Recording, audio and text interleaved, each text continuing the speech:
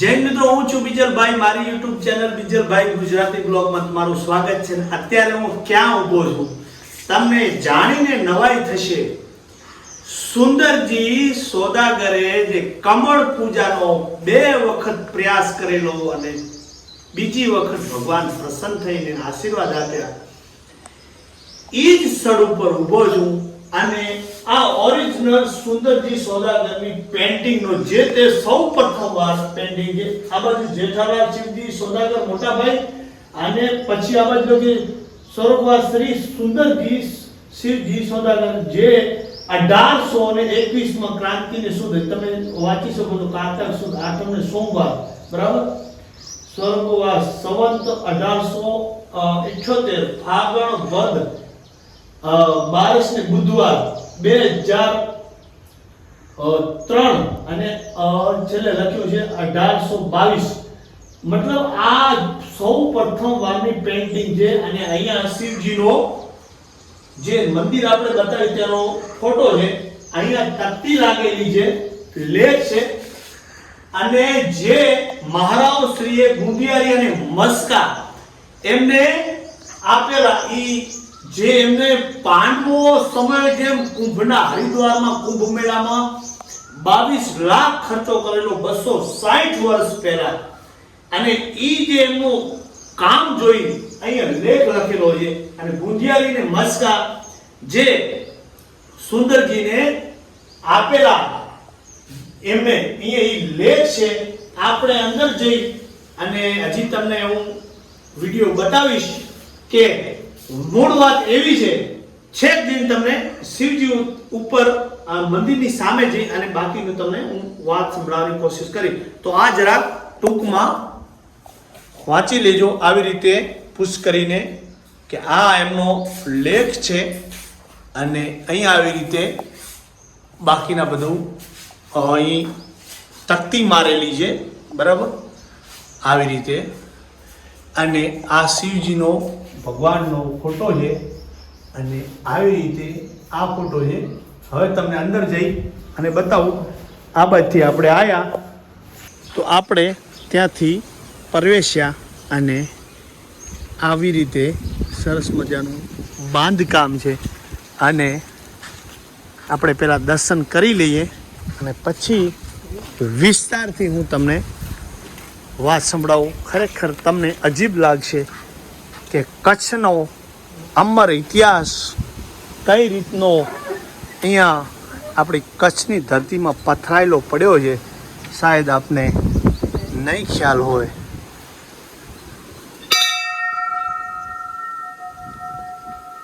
આ ગણપતિ ભગવાન, સામે હનુમાન દાદા, અને અહીંયા છે મહાદેવજી, નાગનાથ મહાદેવજી.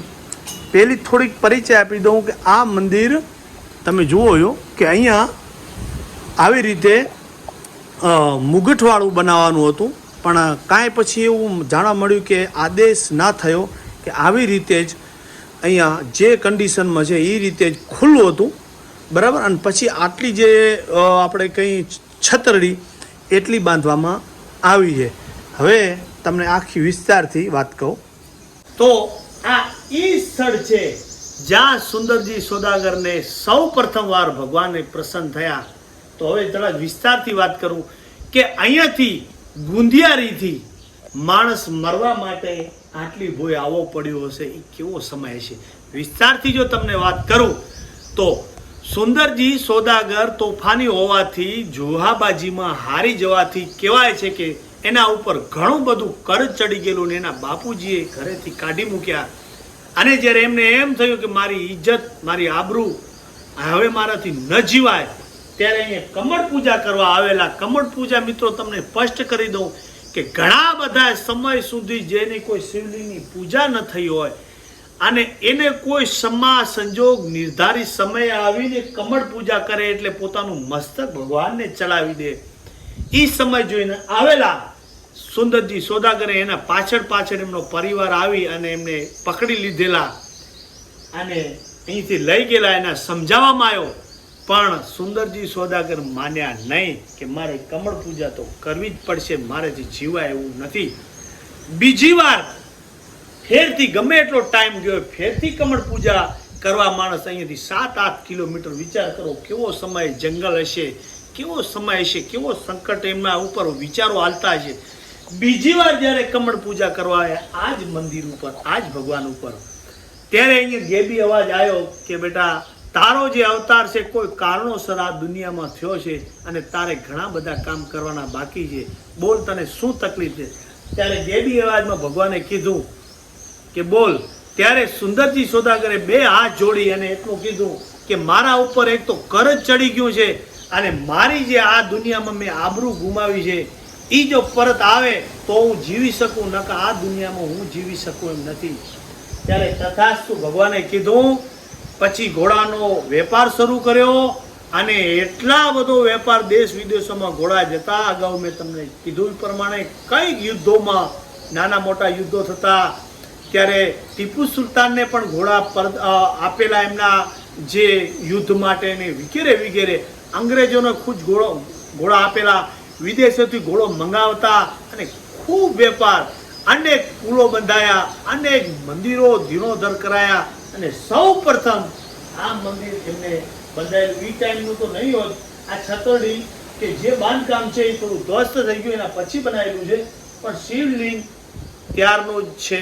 અને અહીંયા મેં તમને બતાવ્યું પ્રમાણે કે ખરેખર માણસે આ દુનિયામાં કાંઈ કરી બતાવ્યું હોય તો એ સુંદરજી સોદાગરને ક્યારેય માણસ ન ભૂલી શકે એવો મહાન ઇતિહાસ આ કચ્છની ધરતીમાં ગુંદિયારી ગામ અને અહીંયાથી માંડવી લગભગ 10-15 કિલોમીટર થાય.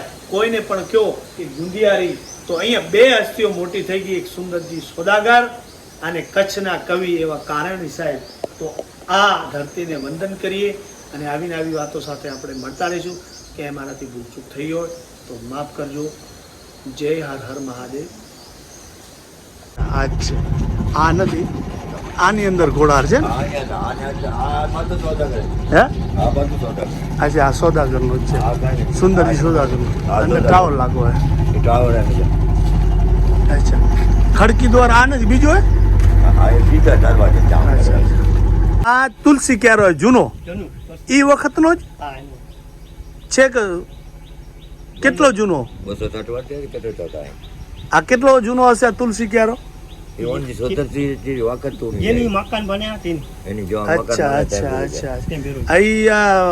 સુંદરજી સોદાગર શું નાતના કીધા તમે? ખત્રી? હિન્દુ ખત્રી. અચ્છા, હિન્દુ ખત્રી. હિન્દુ મુસલમાન, હિન્દુ ખત્રી. હા, હિન્દુ ખત્રી હતા, બરાબર.